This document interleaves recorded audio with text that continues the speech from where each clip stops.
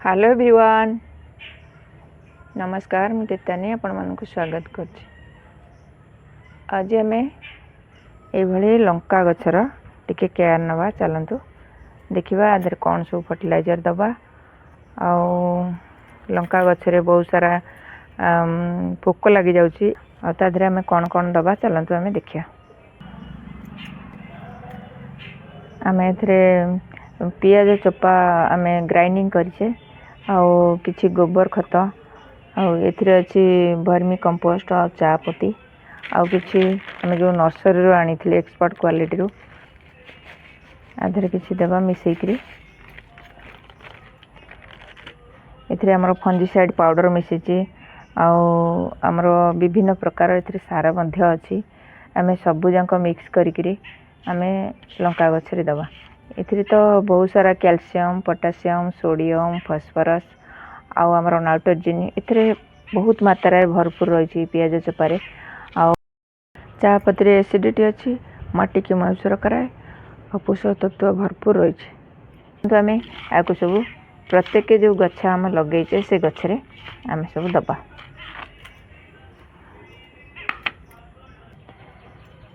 आम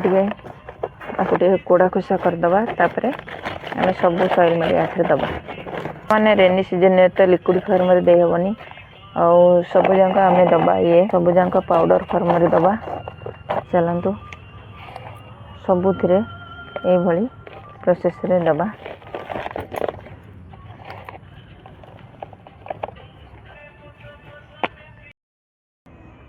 ये देखंतु सब पट रे लंका लगे केते सुंदर लंका सब होती आज सकाଳେ माଙ୍କड़ आसी कि खाई सब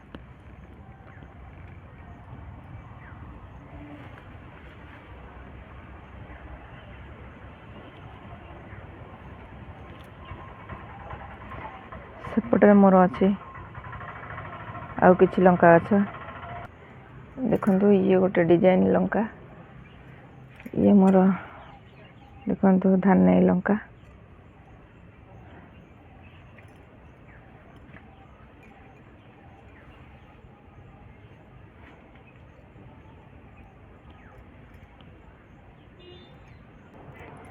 एपटे मोर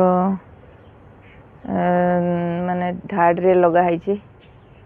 कंचा लंका केयारीटा एथिरे भी सब फूल कषि आसीगला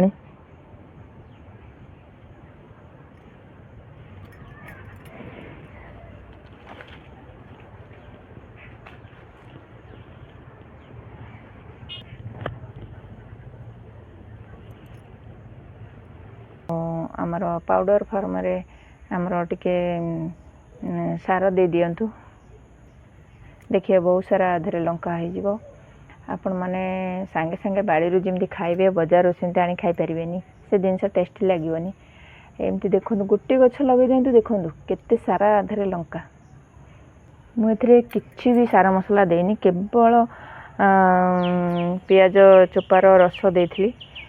देखो जदि वीडियोटा मोर भल लगे तो लाइक शेयर कमेंट करेंगे और जदि मो चैनल नुआ अच्छा गोटे सब्सक्राइब करेंगे आज ये पुणी आसबि आउ एक नुआ वीडियो नुआ टॉपिक सहित से पर्यंत गछ लगा भल था जय जगन्नाथ थैंक यू।